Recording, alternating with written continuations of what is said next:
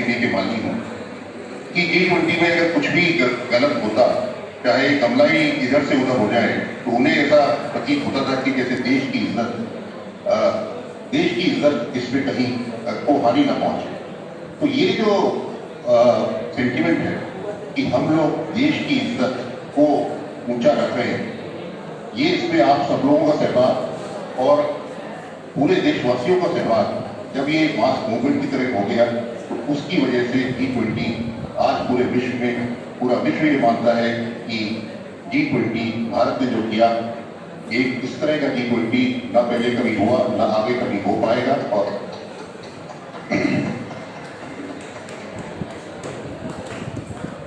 और इसके लिए आप सब लोग का सहभाग और अपने प्रधानमंत्री जी के नेतृत्व, इसकी वजह से मेरे ख्याल से जुड़ा है। Thanks a lot, Mr. Chandra. Let me now turn to the parts which were more, I think, responsible for getting everything together, and that's where Ambassador Utesh Pardeshi comes in. He has been leading the organizational component of the G20. How it all happened, what all was done, what was envisaged, how orchestration of so many meetings, so many cities and so many states, how they were all grouped in. That was only one part of the things. Getting guests not only from G20 countries, but special invitees, permanent invitees, whatnot. And we are giving him only 3 to 4 minutes to give us this overview. Over to you, Utesh. I think that the success of our presidency is judged by 2 standards.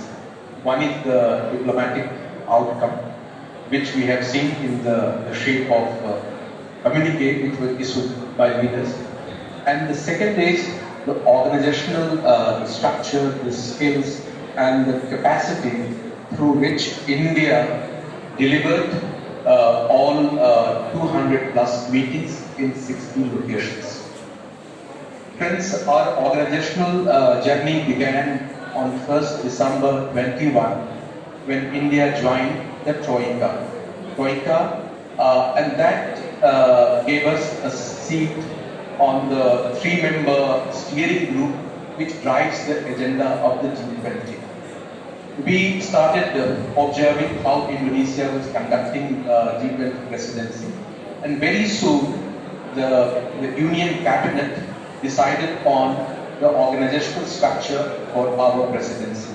A secretariat was created. At the head of the secretariat is Prime Minister himself.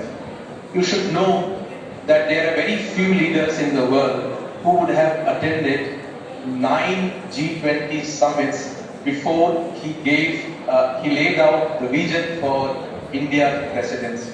So we got the benefit of Honorable Prime Minister who had attended 9 meetings, earlier 9 summits. He is a keen observer. So many ideas, many suggestions, many guidances, and many nuggets came from his keen observation of 9 previous meetings. We never had hosted G20 meetings. It was for the first time that India was hosting such a grand diplomatic event at a pan-India level. So out of those suggestions and ideas, we created an organizational blueprint for G20 Secretariat. And that blueprint had some key essential elements. And what were those elements? For example, Jan Bhagidari became a key element, and it came from Honorable Prime Minister. Take diplomacy beyond Delhi. How to involve each and every citizen of India in the G20 process. That was a key mantra which came from political leadership. And then we started working around that. So while envisaging each of more than 200 meetings, we created a blueprint consisting of hospitality, the airport reception, how the conferencing will be done, and in what manner we can share our developmental experience, our experience coming from the culture and technological transformation sector to the guests. So all this gave us a kind of organizational vision to conduct the G20 meetings so successfully, for which I would like to thank all of you, because during this journey, each of you have been part and parcel of making the G20 hugely successful at the grassroots. Thank you. Thanks a lot, Mukherjee. Let me now turn to Dr. Kumar, Chairman So you have seen the large academic engagement that emerged not only through engagement groups, but also with this unique idea that Prime Minister gave of initiating and engaging universities. All our educational institutions came forward.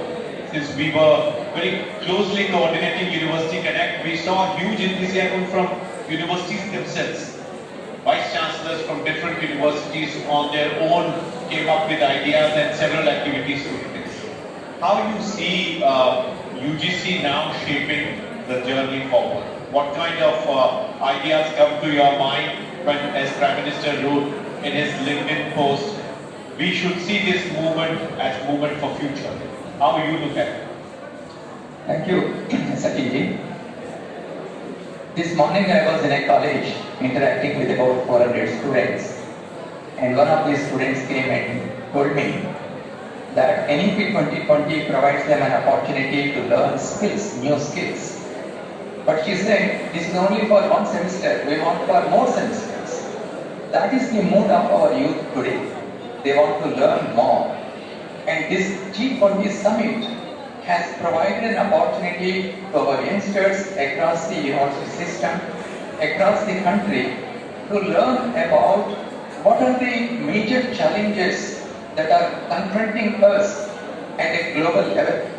It has also provided them an opportunity to see in life how India is playing a role in bringing consensus at a global level.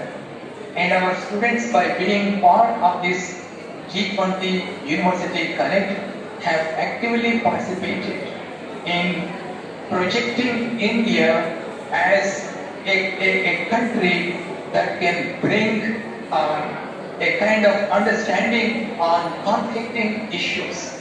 And they have interacted with experts from across the country, and they arranged many seminars and workshops, and before the seminars and workshops, they conducted events like mock G20 events, paintings and essay competitions and so on. I'm so happy to see the active participation of students and faculty members from across the country. Just before this event, many heads of the institutions, they came to me, and faculty members and students, they came to me, and they were excitedly explaining to me the kind of events they conducted throughout the year of India's G20 presidency. And I have absolutely no doubt that our Indian youth are our problem solvers, they are our solution providers, they are the risk takers, so that India will become a really developed country by 2047. Thank you. Thank you, thanks a lot. Let me turn to Sue Shepa, as it is called, the Deputy Chief of the team who negotiates the substantive part. So, Ambassador Abhay Thakur was our Sue Shepa in this process, and he led the process during the negotiations. So let us hear him out in terms of what actually happened. And as we heard that Ambassador Shingla saying that we had set the agenda. So what is the setting of agenda and what exactly has come out? Let us hear from Abhay. Thank you, Sachin. Am I audible? Yeah, thank you. Thank you, Sachinji. I think very quickly, since I have limited time, I will try to touch upon, I think, what really made the difference. I think what made the difference is, I think, number one, stars were aligning for India. That was important. Constellation globally, which recognizes India's growth as the 5th largest economy of the world, and countries wanting to engage with us mattered, number one. And what also really mattered were the personalities. The leadership of the Government of India, led by Prime Minister himself, the Chief Negotiator, of whom I had the privilege of assisting, our Sherpa, Mr. Amitabh Kar, very action-oriented. The entire Government of India leadership which wanted to make sure that failure was not an option. We had to succeed and succeed well. So a good canvas on which those who could have the ability to paint or write could do so freely and in a positive mindset.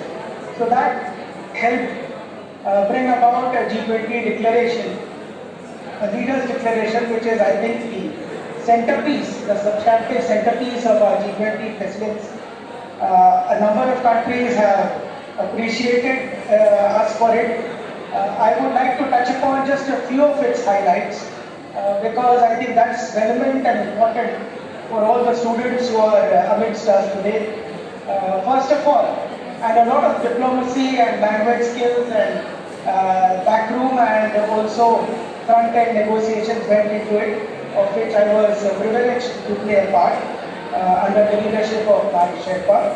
But a few key highlights, I would say, yes, it addressed geopolitical differences in a consensual manner, while still being consistent with national positions. So everybody could accept it and everybody could still see that it was consistent with what they stood for in the geopolitical context, particularly in Ukraine. We could champion the voice of the global south.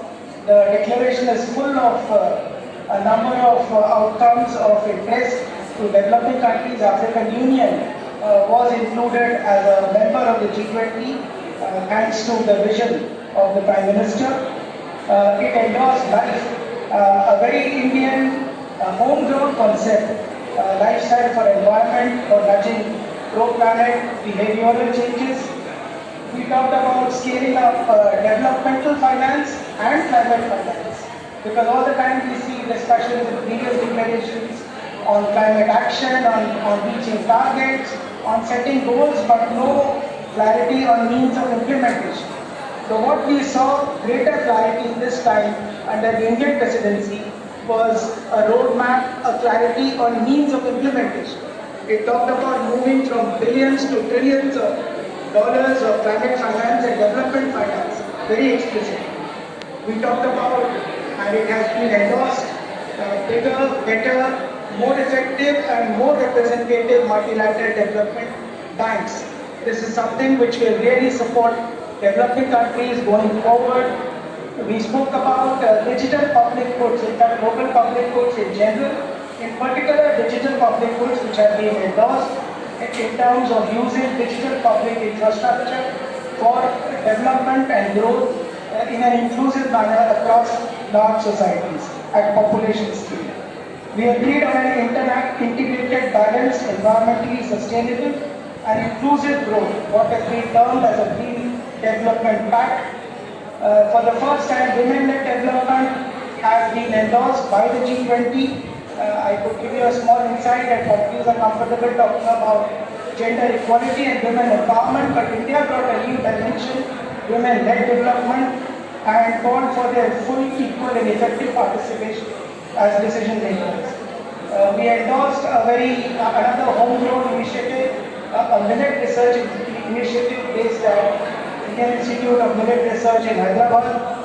It endorsed a global initiative on digital health. India has achieved a lot through the primary health centers and digital health initiative to endorse it and come up as a tool, as a way to achieve universal health coverage.